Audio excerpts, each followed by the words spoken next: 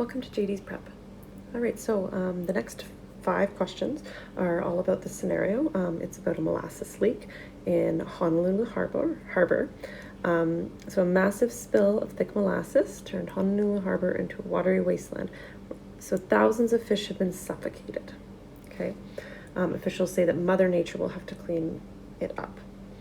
So unlike an oil spill, molasses is a sugar product, so it will dissipate on its own. There's not an active cleanup. The molasses is not toxic. It's heavier than water, so it's spreading around on the seafloor, displacing the oxygen-rich water down there, so the fish are suffocating. The die-off could also lure predators like sharks, barracuda, and eels to the harbor. They say marine life would probably repopulate the harbor after the low oxygen water moves out, but that could take months or even years. Okay, so that's the information that we are given. All right, so the first question asks us explain how the molasses spill caused many of the animals to die off. So that's straight from the blurb here. The molasses sunk to the bottom on the seafloor. It displaced the oxygen-rich water down there, and it suffocated the fish.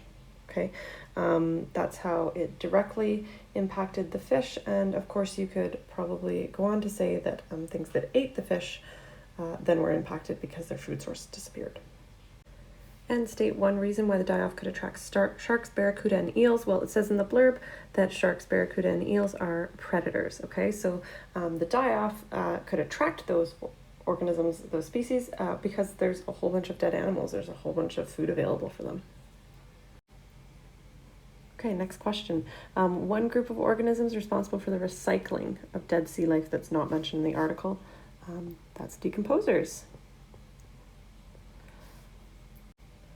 Okay, and explain why it is important to preserve the biodiversity of the Honolulu Harbor ecosystem.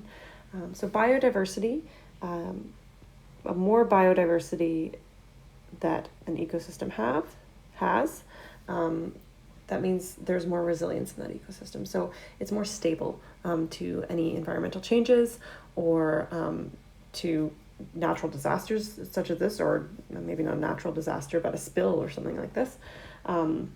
So also it's important because the well-being of specific ecosystems have impacts on many different species, including humans, right?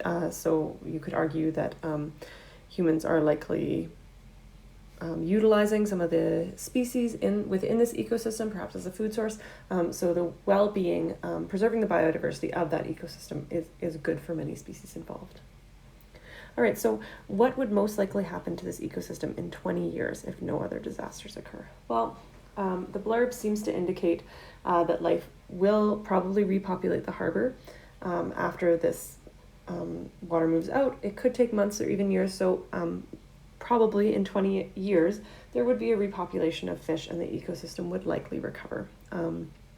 However, you could make an argument that there's too much damage from a spill like this, and that perhaps the ecosystem could be altered and it could never fully recover.